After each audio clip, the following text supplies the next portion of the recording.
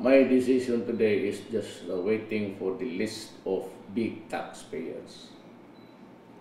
I hope you guys who have not been paying your taxes, especially kayong mga mayaman at yung mga oligarchs, kindly settle your tax cases. I would hate to read your names in public and maybe authorize your arrest. Yung mga big time tax evaders, it's a criminal, you know. You enjoy the blessings of prosperity.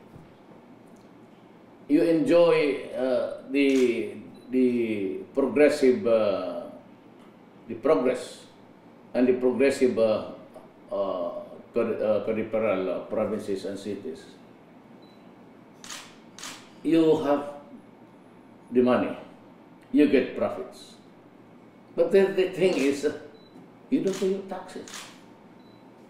Nagpatong na yung utang ninyo sa gobyerno, and you expect me to give you security? You expect me to use the roads, the ports, the airports, and everything that the government produces for the people. Nakikihalo kayo, nakikisali kayo, mayaman kayo. Eh, ang problema, hindi kayo bumabayad ng taxes na tama.